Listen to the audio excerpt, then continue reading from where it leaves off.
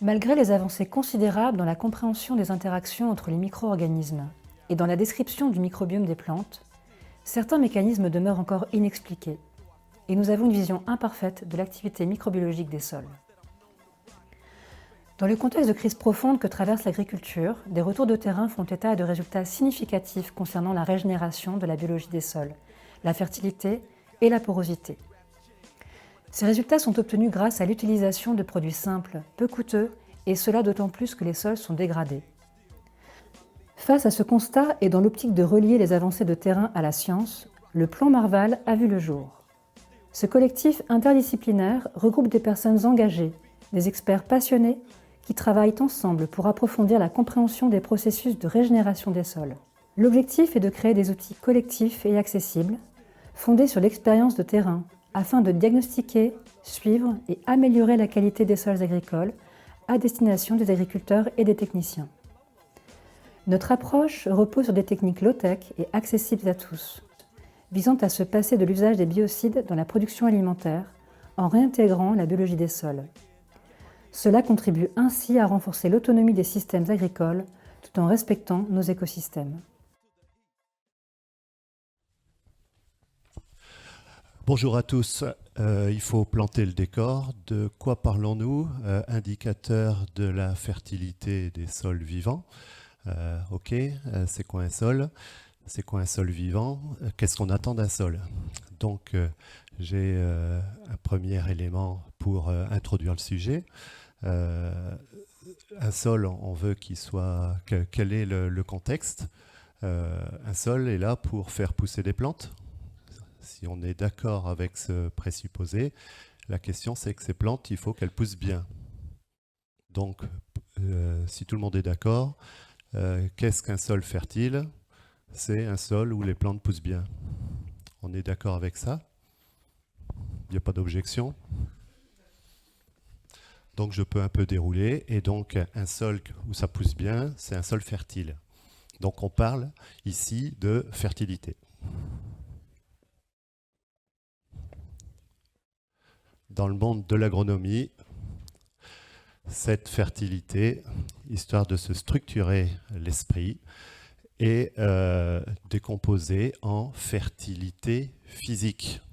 Avant tout, premier étage de la fusée de la fertilité, entre agronomes, on est tous d'accord, il faut que le sol ait une bonne physique pour que les plantes poussent bien.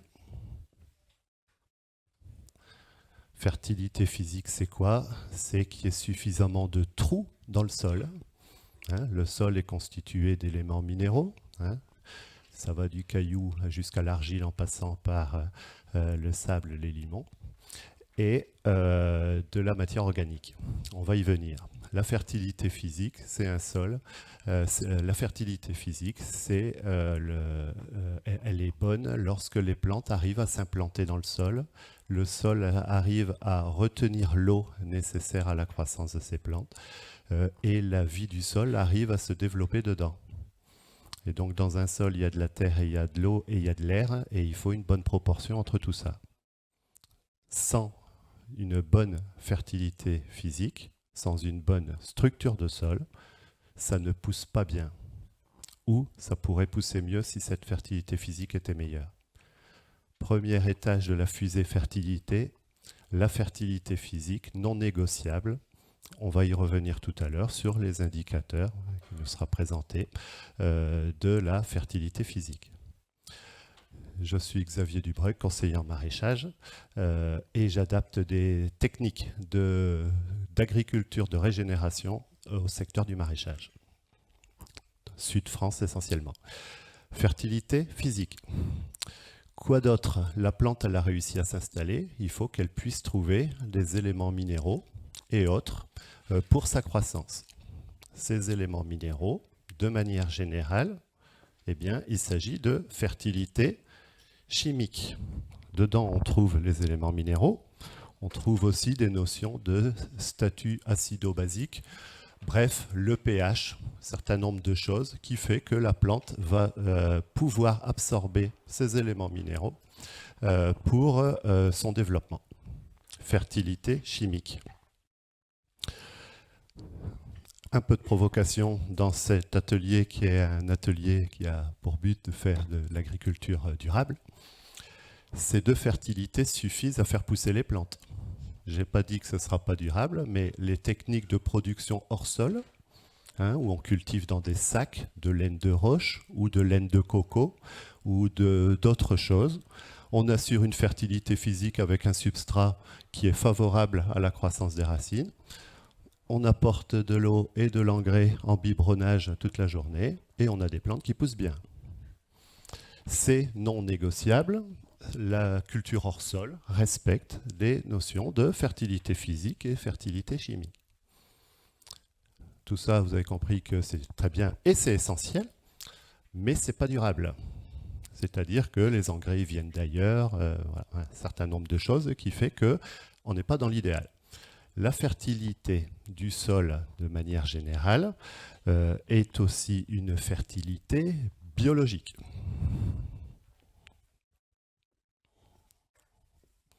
C'est quoi la fertilité biologique? C'est un petit truc accessoire qui a une fonction absolument essentielle dans le monde du vivant et dans le monde du vivant durable. C'est quoi la fertilité biologique? C'est lorsque la vie du sol, les organismes qui vivent dans le sol ou sur le sol, rendent des services à la fertilité physique. On a tous en tête l'image du ver de terre, parce que c'est un gros animal, on le voit facilement quand on fait un trou dans un sol. C'est un exemple parmi d'autres, mais en tous les cas, celui-là, tout le monde l'a en tête. La fertilité biologique, un ver de terre, il fait des trous, il améliore la fertilité physique. Alors, le ver de terre, on le voit bien, mais c'est aussi le cas pour les nématodes, les bactéries, etc., qui, de par leur fonction métabolique, vont entretenir, développer une bonne fertilité physique, bref, des trous dans le sol qui vont rendre service aux plantes. La fertilité biologique rend service à la notion de fertilité chimique, donc pour nourrir les plantes en éléments minéraux, pour aller vite. Comment? Eh bien, par les cadavres de cette vie du sol, parce que quand il y a de la vie, il y a de la mort. Plus il y a de vie, plus il y a de mort. C'est un cycle, c'est ainsi.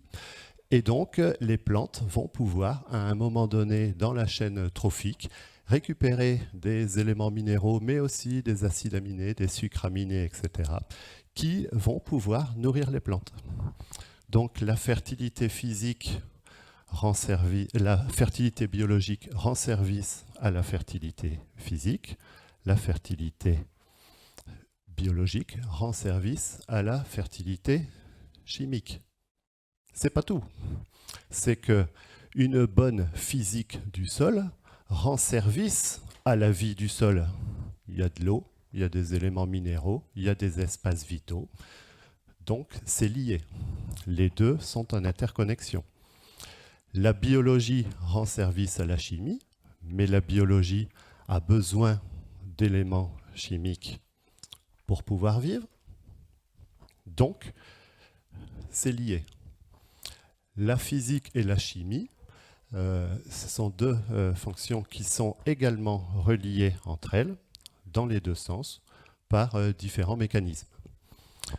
Dans un sol, s'il y a des mauvais équilibres entre les cations, ils peuvent être, alors il y a un tas de détails qui vont peut-être être évoqués avec toi tout à l'heure, Benjamin, où une mauvaise chimie de sol peut rendre les sols plus compactants, par exemple. Et donc, on a une notion où la chimie rend service à la physique et la physique rend service à la chimie. L'exemple, il est simple, un sol très compacté qui contient peu d'oxygène va poser des problèmes en termes de chimie du sol. Chimie du sol qui pourra poser des problèmes à la biologie et donc d'impacter de manière générale la fertilité. Voilà pour ça. Je vais donc maintenant passer la parole à Gilles qui va nous présenter des indicateurs de la fertilité physique parce que dès lors que je vous ai planté le décor de quoi on parle, et bien maintenant il faut se dire je regarde mon sol et comment j'apprécie cette fertilité physique. Merci.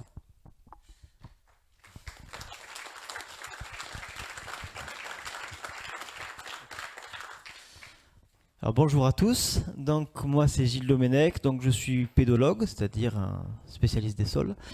Et donc j'ai co-créé le réseau maraîchage sur sol vivant il y a quelques années, donc je travaille beaucoup en formation et aussi en études de sol, notamment auprès de maraîchers qui s'installent, voilà, pour savoir justement de quoi on part. Ici, donc là, je vais vous parler de la fertilité physique. Donc la fertilité physique, on a vu, donc c'est l'idée de la structure du sol. Donc la structure du sol, c'est comment le sol est construit, voilà, comment sont agencées les particules minérales entre elles.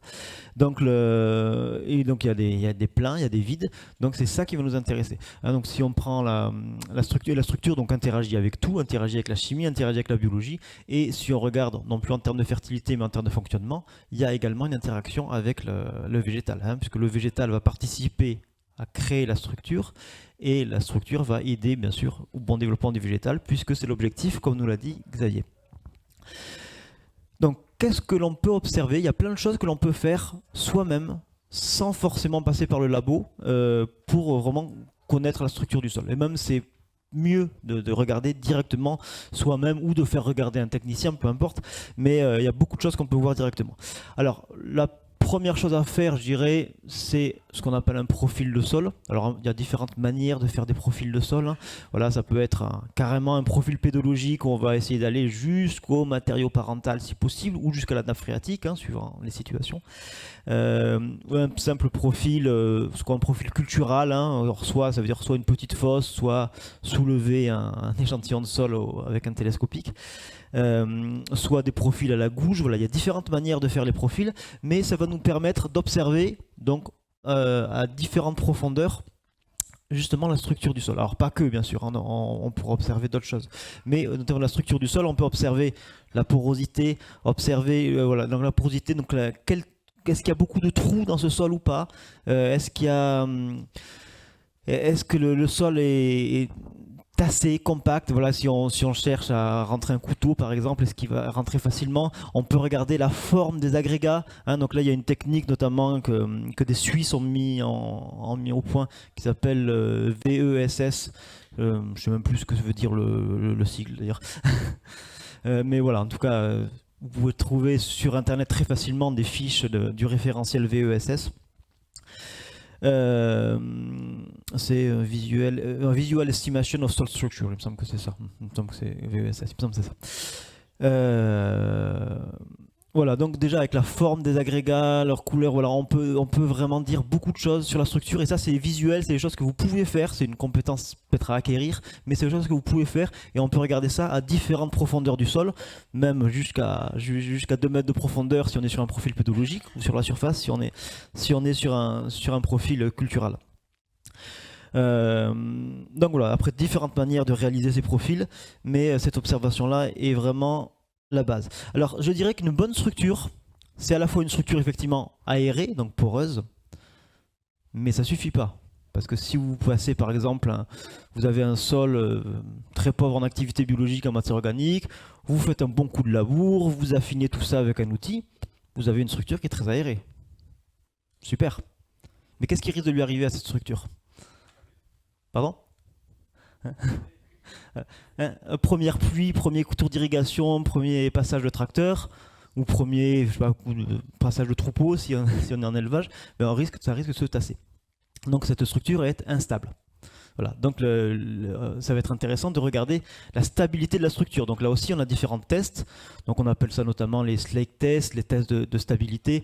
Alors il y a différentes manières de le faire. Le truc le plus basique, ce serait de mettre les agrégats dans un verre d'eau. Bon, c'est purement qualitatif. Après on peut faire un peu mieux, il y a vraiment des petits dispositifs. Alors avec un pot de cornichon par exemple, on peut le faire, voilà, en agitant toutes les minutes un petit peu l'échantillon qu'on dépose sur le petit, je sais pas comment on appelle ça, le petit plastique dans le pot de cornichon, et regarder la quantité de terre qui se dépose. Là pareil, il y a des grilles pour apprendre à lire ça.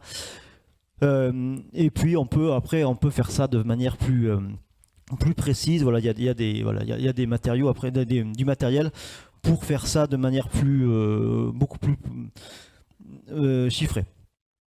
On peut aussi, alors donc ça c'est pour la stabilité, on peut mesurer aussi la porosité plus finement que juste en l'observant.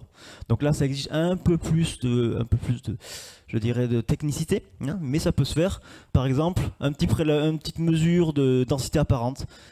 C'est pas très compliqué, mais voilà, ça donne énormément d'indications. Et là, contrairement à ce qu'on a dit jusqu'à présent, on est sur des indications vraiment mesurées. C'est-à-dire il suffit voilà, il suffit d'avoir un petit cylindre de métal, hein, par exemple, un bout de tuyau d'irrigation en métal qu'on a coupé, une petite section, prélever un peu de sol. Donc du coup, on garde toute la structure du sol, prélever un peu de sol. Avec ce genre dans ce cylindre là, donc ça, on sait exactement quel volume de terre on a dans le cylindre, et puis après on peut sécher ça, le peser pour savoir quelle est ce qu'on appelle la densité apparente, hein. Donc la densité apparente, c'est la densité du sol et de ses pores, pas juste la densité des éléments minéraux. Donc ça nous permet de savoir s'il est très poreux, hein. Par exemple, je donne des chiffres, hein. Une densité apparente de 1, donc équivalente à celle de l'eau, c'est vraiment un sol qui est déjà très poreux. C'est ce qu'on va trouver dans une prairie, dans une forêt, on va trouver des densités comme ça. Si on commence à être dans un sol tassé, on va avoir des densités apparentes, 1,5, 1,6, 1,7, là ça commence à aller mal. Voilà, donc ça c'est des choses que l'on peut mesurer assez simplement. Parmi les autres choses qu'on a pu dire sur la structure, les tests d'infiltration, effectivement, il y a différentes méthodes aussi. Donc là c'est des choses relativement faciles à faire aussi. Ça peut être très basique, simplement avec... des fois on va faire simplement un trou, voilà, quelqu'un nous décrivait simplement une petite manip à la truelle sur voilà, créer une flaque en fait, créer une flaque d'eau et voir si la flaque s'infiltre. Si au bout d'une heure l'eau est toujours là, c'est que c'est pas bon signe.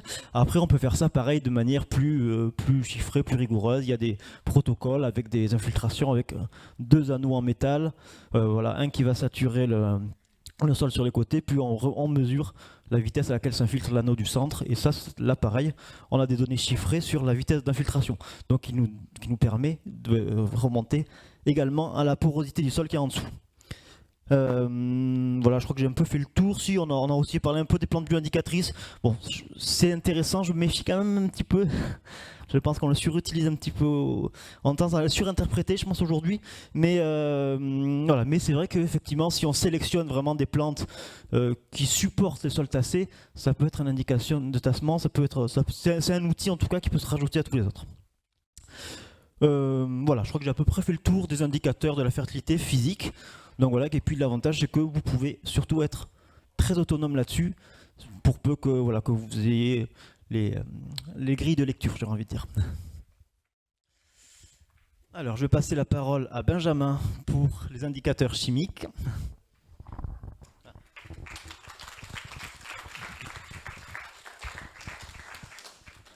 Donc moi c'est Benjamin Pierru, je suis conseiller et formateur en nutrition des sols et des plantes pour Symbiotique Agroécologie depuis maintenant 2 ans. Et donc on pratique une approche qui s'appelle l'approche nutritionnelle en agriculture. Et donc je vais vous parler des outils en fait qu'on peut utiliser. Donc on en a choisi, hein, il existe plein d'outils sur le marché que vous pouvez utiliser pour regarder la chimie, que ce soit dans le végétal ou dans la terre, parce que malheureusement l'œil humain ne permet pas d'estimer les niveaux de nutriments, que ce soit dans le sol ou dans la plante. Donc là on va avoir besoin de passer par des outils de laboratoire. Donc je vais commencer par vous présenter une analyse de terre un petit peu particulière qui a été développée aux États-Unis, qu'on utilise avec Symbiotique, on commence à avoir pas mal de recul dessus et ça marche très très bien. D'ailleurs, qui s'intéresse pas qu'à la chimie, mais aussi à la biologie, parce qu'une bonne analyse de terre doit aussi avoir un regard sur la biologie. Donc voilà, c'est le docteur Rick Haney des États-Unis qui a développé ce test pour répondre. En fait, il n'était pas satisfait des extractants qui étaient utilisés par les analyses conventionnelles. Nombre d'entre vous ont sûrement déjà fait des analyses standards. Ces analyses-là utilisent des extractants très forts et c'est pas ce qu'on retrouve dans la nature. Et donc Rick Haney a dit bon, qu'est-ce qui tombe sur une parcelle? Il tombe de l'eau. Qu'est-ce qui sort des plantes? Des exudats racinaires qui contiennent des acides organiques faibles. Et donc on n'utilise que ça pour mesurer les niveaux de nutriments dans le sol. Donc un des tests, ça ressemble Ah, j'arrive pas à passer le... Tu peux me passer la diapo? Donc ça ressemble à ça. On vous l'a extrêmement simplifié, donc ça tient sur une page, hein, c'est pas une usine à gaz. Il y a une partie sur la biologie, on va voir un petit peu plus en détail. Une extraction à l'eau, donc voilà, on va mesurer de l'azote labile à l'eau, donc ça sert un peu, c'est la protéine pour les micro-organismes. Du carbone organique soluble à l'eau, c'est très bien corrélé aux exudats racinaires. Donc ces deux indicateurs-là vont donner un regard intéressant au niveau de la biologie. Et on a toute une partie sur la biodisponibilité des nutriments, parce que les extractants qu'on va utiliser sont extraits avec un petit cocktail qui s'appelle le H3A, qui contient en fait ce qu'on retrouve dans les exudats racinaires, qui sont de l'acide citrique, acétique et malique. Et donc là, on va avoir, on va savoir qu'est-ce que le sol peut fournir à la plante, enfin à quoi la plante aura facilement accès avec ses exudats racinaires. De ça, il va en découler. Alors, peut-être tu peux passer la diapo suivante. Ça va faire un zoom. Ouais, voilà. Il va en découler en fait des indicateurs mesurés. Donc sur l'horizon d'échantillonnage, hein, on est sur de 0 à 20 cm ou de 0,15 en général pour les prélèvements de terre. Et on va connaître la disponibilité de l'azote, du phosphore et du potassium pour la culture suivante. Donc ça va permettre aussi de raisonner des plans de fertilisation, ce qui est très intéressant parce que souvent les producteurs en mettent trop ou des fois pas assez. Donc ça va permettre de raisonner les plans de fertilisation. Donc voilà, là on va voir toute la disponibilité des nutriments, le soufre, le bore, le phosphore organique, qui est pour les systèmes bio un indicateur très intéressant.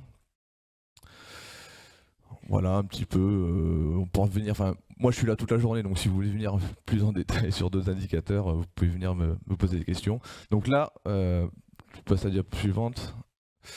On revient un petit peu sur la biologie. Donc les indicateurs importants sur l'analyse de terre, on a quand même le pH, hein, qui va beaucoup déterminer la disponibilité des nutriments, qui est très dépendante du pH. Hein. Sur des sols acides, des sols basiques, on n'aura pas la même disponibilité selon les éléments. Le niveau de matière organique, qui est un petit peu, c'est considéré comme la maison des micro-organismes. Hein. Donc plus on aura un bon taux de matière organique, plus la maison sera grosse, plus on pourra héberger de monde. Sur ce test, on a un test de respiration du sol qui va permettre d'estimer le potentiel d'activité biologique. C'est un indicateur qui peut être très intéressant. Voilà, un sol qui est fertile, c'est un sol qui respire, qui a de la biologie. Et quoi d'autre? L'extraction à l'eau. Donc là, l'azote labile, on va dire que c'est les protéines pour les micro-organismes pour qu'ils se développent. Et je l'ai dit tout à l'heure, le carbone organique, c'est les exudats racinaires, le sucre. Donc il faut du sucre, des protéines pour que ça respire avec une grosse maison. Voilà, donc des indicateurs simples qui permettent d'avoir un regard un petit peu différent des analyses standards qu'on peut trouver en France. Voilà. Ouais, fallait que tu reviennes. Donc là, on a vu une analyse de terre, mais ça va être très intéressant aussi d'aller mesurer dans le végétal. Et là, il y a différents outils. Nous, on utilise l'analyse de sève. C'est bon, hop, tac, juste avant. Mesurer dans le végétal, parce qu'une analyse de terre peut avoir ses limites, c'est que en fonction des cultures que vous voulez faire cultiver, elles n'ont pas toutes les mêmes capacités à récupérer les nutriments qu'il y a dans le sol. Les nutriments peuvent être disponibles sur une analyse de terre, mais vous pouvez ne pas les retrouver dans vos plantes. Donc là, ça va être très intéressant d'aller regarder directement dans les plantes. Pour ça, il y a un outil qui est formidable que nous on utilise, qui est l'analyse de sève. Il existe aussi des analyses de pétiole, de bois, de matière sèche. Mais la sève commence maintenant vraiment à faire référence. Donc là, on va avoir plein d'autres indicateurs. Des paramètres bioélectroniques, les différents cations, potassium, calcium, les différentes formes d'azote. Ça, en termes de santé du végétal, ça va être très intéressant parce que des taux d'azote minéral importants dans les plantes font de la sensibilité aux maladies. Donc ça va être important d'avoir une bonne protéosynthèse dans les plantes, les anions et les différents oligoéléments. Et tout ça, voilà. Donc l'analyse de végétale et l'analyse de terre sont très complémentaires entre elles.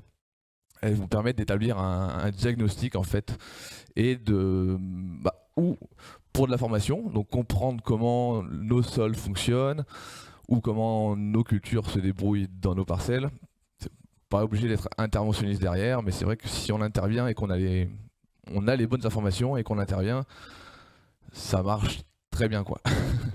On a souvent des très bons résultats parce qu'on a bien identifié et bien ciblé les facteurs limitants.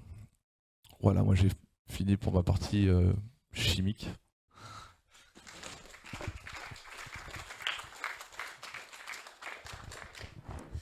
Je vais juste compléter un tout petit peu sur la fertilité donc biologique, même si en fait on en a parlé depuis le début, puisque la structure du sol c'est lié à la biologie, la chimie on voit qu'il y a plein de liens avec la biologie aussi, donc en fait on en a déjà beaucoup parlé. Je veux dire quelques petites choses qu'on peut mesurer aussi. Donc, alors des choses qu'on peut mesurer soi-même, par exemple ça peut être un comptage de vers de terre ou observer, donc ça c'est connecté à l'observation de la porosité, mais observer toutes les galeries qu'on a dans le sol, tous les turicules de vers de terre, la distribution des racines à l'intérieur du profil de sol. Voilà, donc là il y a plein d'observations aussi visuelles que l'on peut faire directement sur la biologie. Ensuite on peut bien sûr observer, alors là c'est plus des labos qui vont pouvoir observer au microscope, voilà, pour savoir vraiment quels sont les organismes, soit les insectes, les larves, les vers, etc., toutes les bestioles qui vivent là-dedans, ou bien sûr, après si on voit au microscope, les micro-organismes, voir les bactéries, les champignons, etc. Et on a aussi un indicateur qui peut être assez intéressant, bien sûr, qui a mesuré en labo, qui est l'indicateur champignon sur bactéries. Là aussi, on a des grilles de lecture là-dessus. En gros, un sol très peu évolué va être plutôt à 0, donc avec très peu de champignons et quasiment que des bactéries.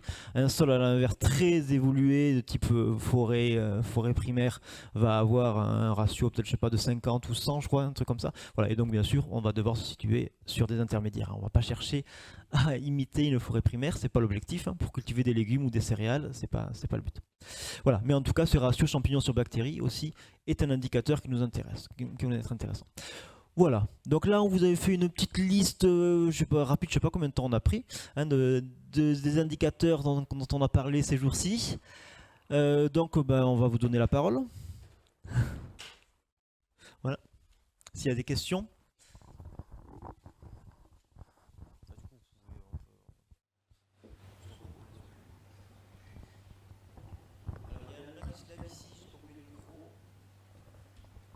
Vous pouvez lui passer. Merci, j'ai une question par rapport aux plantes bioindicatrices. Est-ce que tu pourrais développer sur ce que tu disais, comme quoi c'était peut-être un petit peu surutilisé à outrance? Merci. Mon sentiment, plante bioindicatrice, si vous regardez dans les milieux forestiers, aujourd'hui, il y a eu un travail énorme de fait dans les années, je sais pas, peut-être 60, 70, sur la bioindication de toutes les plantes qu'on peut trouver en milieu forestier, et un travail pluridisciplinaire qui a été fait, qui a été abouti, je dirais. Donc là, on a vraiment des données très précises à ce niveau-là. Donc là, vous avez par exemple les 3 tomes de la flore forestière française, où vous avez vraiment les caractères bioindicateurs de chacune des plantes. En milieu agricole, ce travail-là n'a pas été fait. Alors, il y a des pionniers, je pense bien sûr, vous avez sûrement en tête le nom de Gérard Ducerf, donc c'est tout à son honneur d'avoir été débroussaillé ce sujet, mais aujourd'hui, ce travail vraiment scientifique poussé n'a pas été fait en milieu agricole comme il a été en milieu forestier. Donc, je dirais y aller quand même avec prudence, on est sur quelque chose, sur une discipline qui émerge. Après, et là si on reprend par exemple les caractères bioindicateurs qu'on trouve dans la flore forestière française par exemple, on va voir que les plantes, certes, une vraie plante bioindicatrice, c'est une plante qui va être indiquée précisément une donnée particulière. Par exemple, une plante de sol acide, ça va être une plante qui ne va se développer que en sol acide. Et souvent, on va surinterpréter ça. On dit souvent, on entend plein de choses sur le sol acide. On dit, tiens, j'ai de la prêle ou j'ai du rumex, j'ai un sol acide. C'est complètement faux, par exemple. Voilà. Après, c'est peut-être des interprétations de mauvaise qualité, mais si on prend le rumex, par exemple, il n'y a qu'un seul rumex qui indique un sol acide, c'est la petite oseille, rumex acetosella. C'est le seul qui indique un sol acide. Les autres peuvent se développer en milieu basique, enfin en milieu neutre, voire légèrement basique. Mais donc voilà, de faire attention. Et pareil, je pense qu'il y a certaines plantes, je pense par exemple au liseron, chien-dent, des plantes qui ont des très très larges spectres. C'est très compliqué de les faire parler en termes de bioindication. Parce que justement, elles se développent sur une très large gamme de sols et c'est pour ça qu'on est envahi par elles un peu partout. Donc c'est pour ça prudence. Après, il y a certaines plantes, bien sûr, qui... Voilà, il faut, suivant le caractère bioindicateur que l'on veut trouver, c'est vrai que si on est envahi de plantains, c'est possible qu'il y ait un tassement. Alors c'est pas parce qu'il y a du plantain qu'il y a du tassement. Attention, parce que le plantain il va très bien se développer sur un sol bien structuré. Mais si vraiment il n'y a plus que ça, c'est probablement que oui, que là le sol est tassé. Mais voilà. Mais donc du coup à utiliser avec prudence. Une méthode intéressante, mais utiliser avec prudence et surtout accouplée avec toutes les autres méthodes qu'on a vues ici. Je pense que ce serait une illusion de n'utiliser que les plantes bioindicatrices. Je ne sais pas si vous voulez compléter. Une autre question? D'autres questions?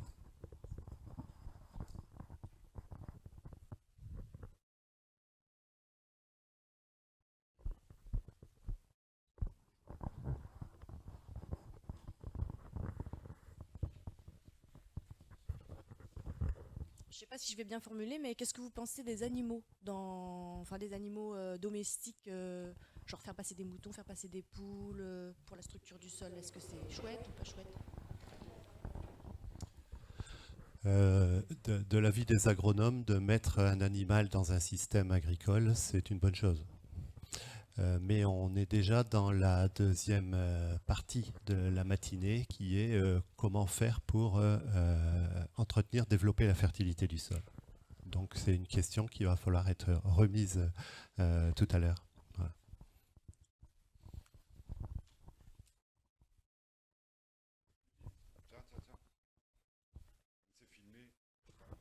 D'accord. Moi, c'est l'incidence de l'eau, puisque j'ai vu que vous parliez de l'hydrique là en haut de votre tableau. Et dans tout ce qui vient d'être dit, qu'est-ce qui peut changer selon la manière dont le sol est hydraté?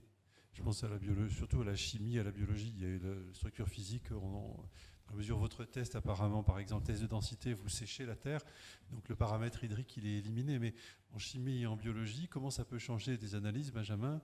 Comment ça peut changer les analyses biologiques? J'imagine qu'un sol qui sèche, c'est un sol qui meurt aussi.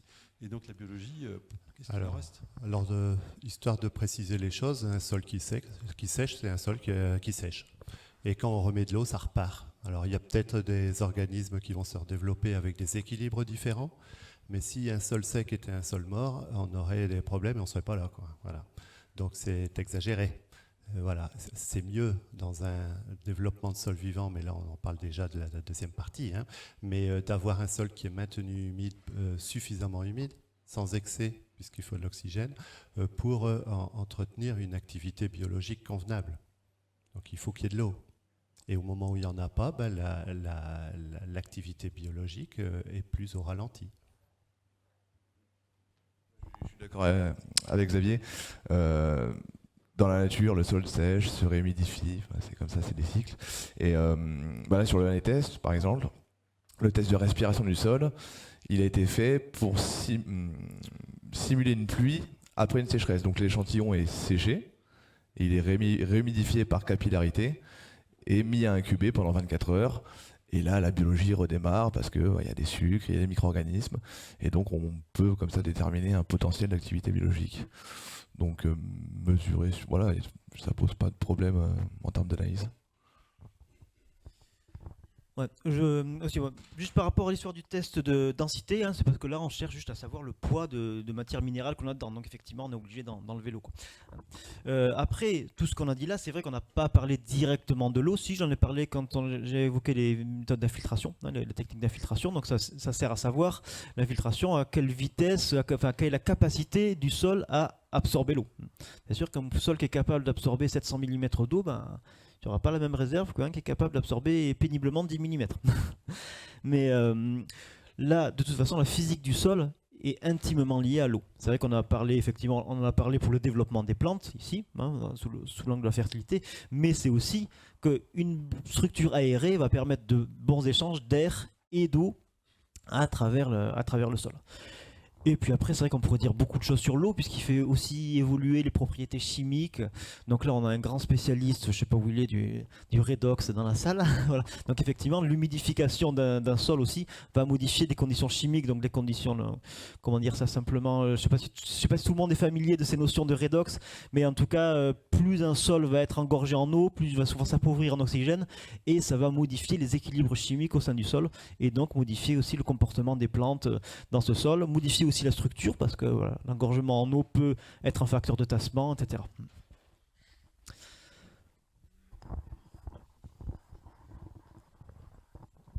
Encore une ou deux questions si vous voulez.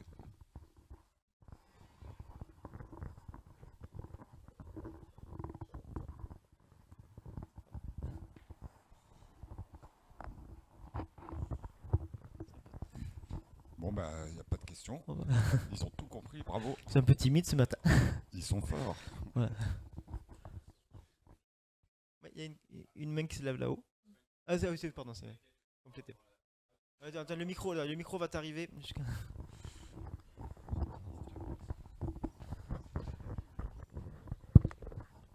Bonjour, moi c'est Marc. On est microbiologiste. Mais je vais plutôt répondre par rapport à la partie biologie, peut-être en complément d'information. On peut avoir une destruction de la fertilité physique, une destruction de la fertilité chimique, de notre point de vue. On n'aura pas de destruction de la fertilité biologique. On peut éradiquer tout ce qu'il y a sur Terre, on aura toujours des bactéries. D'accord ? Donc un sol qui, sensiblement mort, peut être toujours ressuscité. Les conditions sont combien de temps ? Et je pense que c'est important de comprendre deux choses. C'est qu'il y a des successions dans le sol et il y a des successions dans la biologie. On travaille beaucoup avec les bactéries qui sont toujours là, mais on a aussi toute une succession que vous connaissez bien de chaînes trophiques. D'accord ? En haut de la chaîne, on a les bactéries et les champignons, et ensuite on a toutes des successions de prédateurs qui viennent les manger et relâcher ces minéraux, assimilés par les plantes. Donc quand on dit qu'on peut ressusciter en arrosant, ou on peut retravailler un sol, c'est une question de succession. On va avoir un redémarrage qui peut être rapide au niveau des bactéries. On va avoir besoin de temps toujours pour avoir les champignons. En clair, une bactérie, pour vous donner un exemple, ça se reproduit tous les 20 minutes. Un champignon, ça prend 3 semaines à 1 mois. Des protozoaires, ça peut venir 6 mois. Donc on aura toujours une fertilité biologique du moment qu'on maintient une fertilité physique et chimique dans le temps. Donc le fait d'avoir une sécheresse, ça peut dévaster tout. On a aussi besoin de temps pour reconstituer tout ça. On travaille sur des dynamiques différentes.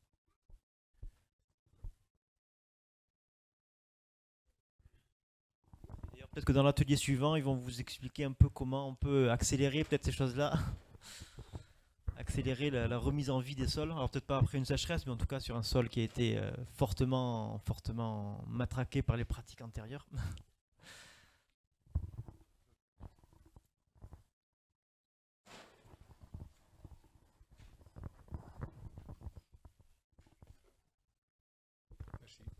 Je voudrais demander combien % de matière organique foulez-vous dans la terre? Question pas évidente, parce que ça va beaucoup dépendre. Alors je vais faire une première réponse, peut-être que vous complétez. Le truc, c'est qu'on a plusieurs, on va dire 2 grandes formes de matière organique, ce qu'on appelle les matières organiques libres, qui se décomposent relativement rapidement, et des matières organiques liées qui sont très stables.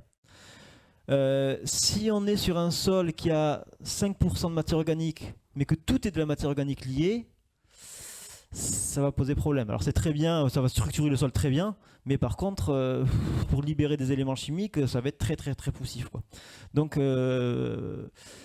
ce qui est important, c'est qu'il y ait un bon équilibre, j'aurais dire, entre ces matières organiques liées et ces matières organiques libres. Après, je dirais qu'il faut qu'il y ait au moins 2-3%, ça paraît un minimum, mais ça va vraiment dépendre des endroits. Des endroits, on peut avoir 5-6% et ça ne va pas, parce que c'est trop des matières liées.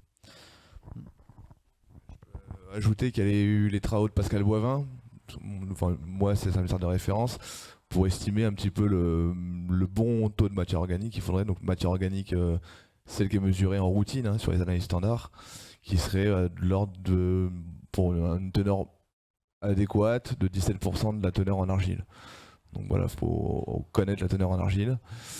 Voilà, si on a un sol très sableux, on ne pourra pas avoir beaucoup de matière organique. Peut-être 1 ou 2%, un sol sableux, ça va être bien correct. À l'inverse, dans un sol argileux, on peut monter à 8% de matière organique pour avoir une structure correcte. Et c'est pas trop. Voilà. Donc Donc moi je me sers de ça. Oui. Et moi, je repartirai sur mon petit schéma du début. Hein, quand on dit combien on veut de matière organique, c'est dans un but de fertilité. Et donc, il y a la fertilité physique, où selon la texture du sol, on a besoin de plus ou moins de matière organique pour avoir une structure qui soit solide. Une structure qui résiste aux compactions, une structure qui résiste à l'eau et une structure qui autorise le passage des racines, etc. Et donc, ça dépend vraiment de la texture, d'où les travaux de Pascal Boivin. Mais on peut aussi se dire, je veux un certain pourcentage de matière organique parce que je ne veux plus rajouter d'engrais dans mes cultures. Et donc là, on fait appel à la fertilité chimique. Et là, dans ce cas-là, on peut se dire combien il me faut de pourcentage de matière organique parmi laquelle on trouve de la libre, c'est-à-dire celle qui va se dégrader probablement rapidement et nourrir les plantes. Et après, la question, c'est une question de contexte. Si chaque année, vous faites une culture qui va exporter 100 kg d'azote, voilà, c'est un classique pas très élevé, eh bien pour que la matière organique du sol fournisse 100 kg d'azote, considérant que l'humus contient 5%, eh bien, il faut détruire 20 fois plus que ces 5%. Donc, il faut détruire 2 tonnes d'humus par an. Et donc là, ça fait appel au bilan humique, qui vaut ce qu'il vaut, parce qu'on peut le faire bouger énormément. Mais dans le bilan humique, il y a les coefficients de minéralisation. Et on se dit, pour que mon sol, de manière naturelle, dégrade 2 tonnes d'humus par an et que mon pourcentage de dégradation d'humus, qu'on appelle le K2 dans le jargon, eh bien, il est de 2%, vous faites le calcul et vous dites qu'il vous faut 100 tonnes d'humus présent dans le sol pour qu'au final, vous pouvez espérer avoir vos 100 unités d'azote qui seront libérées dans l'année. Et ça, c'est bien beau, mais ce n'est pas fini. C'est que la minéralisation a besoin d'humidité et de chaleur. Et donc, cette minéralisation est 2 fois plus élevée dans le 2e semestre que dans le premier. Donc, c'est contextualisé. Donc, votre question est tout à fait pertinente. Et la réponse, elle est ça dépend.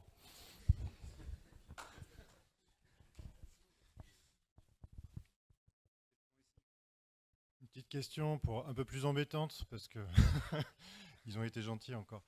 L'incidence du travail mécanique. Moi, j'aimerais bien vous entendre. On connaît l'incidence en travail maraîcher, qui peut être très conséquente dans les systèmes intensifs. Il y a encore du labour qui est couramment pratiqué. J'aimerais bien vous entendre sur ces aspects-là, sur la structure et l'incidence sur la fertilité. Je commence. Le travail de... On est en cours. Donc je reste sur mes bases de fertilité. Le travail du sol, il a été mis en place par nos aïeux depuis longtemps pour rendre certains services, détruire les mauvaises herbes, incorporer des matières qui sont en surface et de fournir de la fertilité au sol. Historiquement, l'homme ne travaillait pas le sol. Il y a peut-être même des civilisations, à ce qu'on dit en Amérique, où en fait, ils n'ont jamais travaillé le sol. Alors, je ne sais pas si c'est vrai, mais si c'est pas vrai, je colporte une bêtise. Mais en gros, travailler le sol, lorsqu'il y a de la matière organique, c'est accélérer la minéralisation, donc fournir de l'engrais. Donc à l'origine, les hommes se sont aperçus qu'en gratouillant la terre, ça poussait mieux qu'en la gratouillant pas, parce qu'il y avait une réserve de fertilité qui s'appelle l'humus. On n'en est plus là aujourd'hui. Et si on se dit, est-ce que c'est une bonne idée de travailler ces sols, je vais dire, ça dépend. Et ça dépend de la question de la fertilité. Est-ce que c'est une bonne idée de travailler un sol qui a déjà une bonne porosité stable? On va dire que non. Pardon d'être aussi catégorique, mais ce n'est pas une super idée. Ça peut nous rendre certains services qui sont annexes, mais en termes de fertilité générale, ça peut être considéré comme une erreur. Et en fait, c'est ce qu'on pense, c'est que c'est une erreur. Il y a un mais, c'est que c'est sous condition, le contexte. Et ce contexte, c'est qu'il faut que cette fertilité physique soit bonne. C'est le premier étage de la fertilité. Si les sols infiltrent mal parce qu'ils sont trop tassés et que les plantes ont du mal à y injecter leurs racines, eh bien, il faut travailler le sol. La question, c'est comment on le travaille, de manière à engager, et on y vient après, du coup, à engager une restauration de la fertilité du sol vivant, où on se dit, on va travailler le sol pour favoriser l'infiltration, on va régler des histoires de profondeur de travail de sol. Au moins on le travaille profond, au moins on le dégrade, ça c'est logique. Mais le travail du sol est une habitude, une tradition, une vraie tradition, et qui fait que ça fait partie de l'itinéraire culturel classique. On est en train de vivre un changement depuis une quarantaine, cinquantaine d'années avec des agriculteurs qui ne travaillent plus les sols ou qui les travaillent beaucoup moins. De manière à changer le paradigme dans notre tête à tous, c'est de se dire le travail du sol, c'est plus une règle et un systématique, c'est une exception. C'est un cas particulier qui nécessite de restaurer rapidement, pour la culture d'après, qui le nécessite, une bonne fertilité physique. Juste pour compléter, voilà, c'est vrai que quand je fais des formations, souvent, voilà, je commence par faire un tableau, quels sont les rôles du travail du sol, et on peut remplir un tableau grand comme celui-là, avec tous les rôles possibles, imaginables du travail du sol. Il y en a plein. Donc je ne vais pas rentrer dans tous ces détails, ça prendrait trop de temps. Si je prends mon exemple, moi je suis en montagne, je suis en Haute-Loire, sur le Massif central. Donc je suis à fond sur le zéro travail du sol, et il y a deux choses qui vont me faire choisir de travailler le sol chez moi. Ça va être, alors c'est du jardin, mais effectivement ça pourrait tout à fait s'extrapoler à du petit maraîchage. C'est la présence de plantes à rhizome, donc orties, graminées de prairie notamment. Donc effectivement, il n'y a rien de mieux qu'un travail superficiel pour aller sortir un peu ces rhizomes, et les problèmes de réchauffement du sol en début de printemps. Et c'est vrai que là, un petit travail du sol en début de printemps, si on veut faire un semis de carottes dessus, ça aide bien à la réussite du semis. Voilà. Donc il y a des petites choses. Mais à part ça, effectivement, la fertilité physique étant très bonne, j'ai aucun besoin de travailler en profondeur. Pour finir, je le résumerai en une phrase qui est valable pour pas mal de choses, mais qui est très opportun ici. Et je reprends ça d'un grand agronome qui s'appelle Frédéric Thomas. Le travail du sol, c'est le moins souvent possible, mais aussi souvent que nécessaire.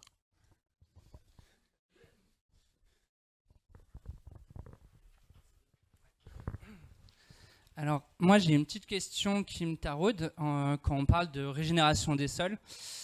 Il y a un peu des deux écoles qui se bataillent, on va dire l'agriculture conventionnelle et le biologique, où on arrive à des assez bons résultats en régénération des sols en utilisant du désherbant.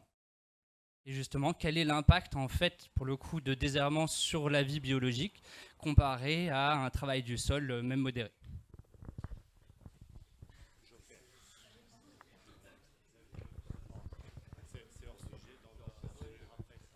C'est pas vraiment dans le sujet des indicateurs de sol vivant, mais voilà. Mais bon, je sais pas si que disent les organisateurs. Je sais pas si plus tard il y aura le place, je sais pas. On y répond quand même ou pas? Ouais, ok, ça marche. Bonjour, merci messieurs. Arnaud, Dernière question alors. Arnaud, ici. Je suis agriculteur et conseiller agricole. C'est effectivement important qu'on ait fait un état des lieux de ce qu'on considérait comme les bases de la fertilité. Vous avez bien précisé les interactions, les interdépendances entre le côté physique, chimique, biologique. Et là, ce que tu viens de dire, Xavier, c'est vraiment l'introduction à la question qui m'amène. C'est qu'on parle donc d'état de fertilité idéal, on parle des interventions positives ou négatives de l'agriculteur, mais je pense qu'on est convaincu que ce qui conditionne avant tout la fertilité du sol et ce qui l'a encouragé et mis en place sur des temps très longs, c'est la climatologie. Et à titre d'agriculteur, moi ce qui m'intéresserait, c'est qu'on puisse préciser ces notions de fertilité, qu'on puisse leur donner un petit peu plus d'observabilité aux différents moments de la saison en agriculture. Et je ne crois pas que ça existe, ça, sous un climat tempéré comme le nôtre. J'imagine qu'en janvier, en juin, en août, en septembre, les indicateurs de fertilité, d'une bonne fertilité physique, chimique, biologique pourraient être différentes. Et en tant qu'agriculteur et qui doit décider des moments d'intervention, moi je trouverais intéressant de savoir au mois de février, quand tu fais quelque chose, quel est le lien avec l'état de fertilité physique, chimique, biologique de ce moment-là? Parce que du coup, on en parle souvent d'une manière absolue de ces éléments de fertilité, alors que dans la réalité, ils sont mouvants à l'échelle au moins d'un cycle saisonnier. Juste un truc, c'est vrai que c'est que déjà dans les indicateurs quand vous a listé très rapidement, on a commencé à faire un grand tableau où justement on parle aussi de la saisonnalité, en quelle saison on va considérer tel ou tel indicateur. Donc effectivement c'est des choses, voilà, on n'est pas rentré dans ces détails-là ici, mais effectivement on a bien en tête. Tu voulais... Oui, et puis c'est le pont sur l'atelier suivant, hein, c'est que dans la régénération des sols, qui est avant tout, selon moi, une régénération de la physique grâce au reste, et donc dans ce cas-là, à quel moment on intervient, puisque tu dis à quel moment on intervient dans ces sols, à quel moment on passe dans ces sols, c'est vraiment une question de pourcentage d'humidité qu'on a dans son sol pour ne pas risquer des compactions qui sont aggravées par la circulation des engins ou même le travail du sol en conditions trop humides. Et donc là, il y a des indicateurs, c'est vrai, dont on n'a pas parlé, qui ne sont pas assez exploités, mais la tensiométrie donne des résultats qui sont vraiment formidables pour savoir à partir de quel moment on peut rentrer dans un sol sans faire mal. Et du coup, en tensiométrie mesurée en centibars, à partir de 25 centibars, dans la plupart des sols, on abîme beaucoup moins la structure que quand on est à 10 centibars. 10 centibars, c'est très humide, c'est le plein en eau du sol, capacité de rétention. Et au fur et à mesure qu'il y a moins d'humidité dans ce sol, eh bien la structure est rendue plus solide. La structure rendue plus solide par des sols plus secs. Voilà. Donc c'est un indicateur qui rentre dans les notions de à quel moment j'interviens. Alors là, j'ai mis des chiffres, mais évidemment, très vite, c'est la compétence d'un agriculteur de savoir qu'il ne faut pas s'aventurer dans les sols parce que la terre est encore trop humide. Bon, ben merci pour vos questions. Merci à vous. On va passer à la suite.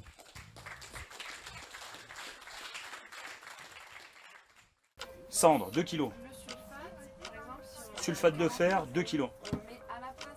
À la place de la cendre, ouais. On évite de trop mélanger. Je sais pas, une navette par exemple, ou un radis fourragé, je sais pas, un truc comme ça. Pour la consommation des bactéries aussi, et aussi des champignons. Et donc la libération à récupérer du fer et de l'azote, le sang séché fonctionne très bien. Sans frais 10 litres, sans séché, de sucre ça se trouve facilement en jardinerie et ça vous permet d'avoir vos propres adaptations locales. Parce qu'en fait, là, l'intérêt, c'est le pool génétique en lui-même. C'est déjà croisé. Là, par exemple, là, sur de la précoce, je crois que j'ai assemblé un pool de 40 variétés. Là, on a un agrégat de matière organique. Ça va dépendre de la densité de semis et des choix de ce que vous allez implanter. Mais effectivement, on peut prendre le risque de la prairie, notamment si c'est un régras. Au moins, vous avez le processus enzymatique qui se met en route et c'est d'autant plus intéressant. C'est le principe de la bière. Choisie, la plante semée par rapport aux plantes spontanées qui vont se rebiffer et qui vont vouloir s'installer. Si vous avez des sols flingués avec très peu de matière organique, très peu dans des conditions compliquées, ça va être un support en plus pour augmenter la fertilité. Le plan Marval, c'est bien. Alors le plan Marval, c'était super, 3 jours passés ensemble. Ah, c'était chouette, moi j'étais content d'être là, d'être convié parmi ce panel d'experts. Un espace d'échange extrêmement riche avec des spécialistes de très très haut niveau. C'est vrai que ça m'a vraiment fait très plaisir d'être au milieu de gens qui ont fait ce niveau de compétence. C'est hyper important. Parce que moi, tous les gens qui étaient là, je les avais presque jamais vus réunis tous ensemble.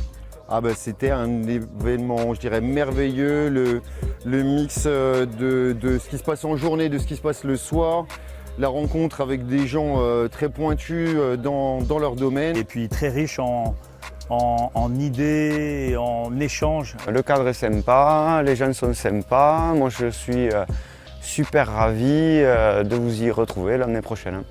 Ça a été une super belle organisation, des rencontres excellentes. Merveilleux et qui donne beaucoup des idées pour le futur. Super heureux.